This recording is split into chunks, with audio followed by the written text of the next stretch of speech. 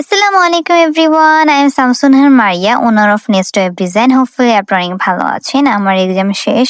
তাই বাসায় বসে বসে অনেক বোরিং ফিল করছিলাম। তা আপু বলল চলো কোথাও গিয়ে ঘুরে আসি। আর আপুর আজকে একটা প্ল্যান ছিল যে কোথাও ঘুরতে গেলে শাড়ি পরে যাবে। তা আপু আমাকে রিকোয়েস্ট করলো। তা আমিও ভাবলাম অনেকদিন ধরে শাড়ি পরা হয় না, কারণ আজকে সুন্দর করে শাড়ি পরে রেডি হয়ে গেলাম। আর ফাইনালি আমরা সেই প্লেসে চলে এলাম।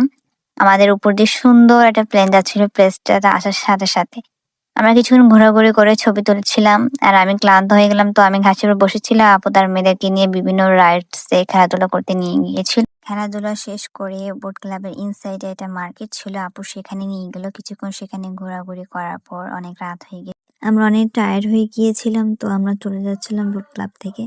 আর এই টাইমেই মাথার উপর দিয়ে অনেক সুন্দর একটা প্লেন যাচ্ছিল, ভিউটা জাস্ট দেখার মতো ছিল। আর আমাদের মনে হচ্ছিল প্লেনটা দিয়ে আমাদেরকে ওয়েলকাম জানাচ্ছে, প্লেনটা দিয়ে আমাদেরকে বাই জানাচ্ছে। তো আমরা এখান থেকে বেরিয়ে এলাম বোট ক্লাব থেকে।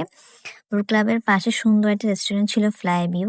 আমরা এখানে চলে এলাম। আপু এখানে খাবারের অর্ডার দিচ্ছিল, আর এখানে আপুর মেয়েরা অনেক দুষ্টামি করছিল। আমি ভিডিও করছি, তারা আমাকে ভিডিও করতে দিচ্ছিল, শুধু হাসাচ্ছিল।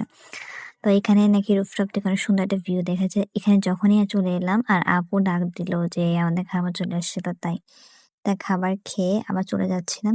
আর আপুকে বললাম আমি রুফটপ দিয়ে সুন্দর করে ভিউটা দেখি নাই, এখন আবার দেখবো। তো যাওয়ার সময় সুন্দর করে আবার ভিউটা দেখলাম, আসলেই অনেক সুন্দর লাগছিল।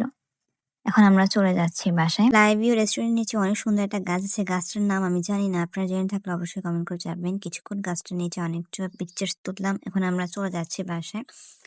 আর এখানে একটাই প্রবলেম যে কোনো গাড়ি পাওয়া যায় না। আমরা 1 ঘন্টা দাঁড়ানোর পর একটা গাড়ি বেশি, তো বাসায় চলে যাচ্ছি। তো আল্লাহ হাফেজ, সবাই ভালো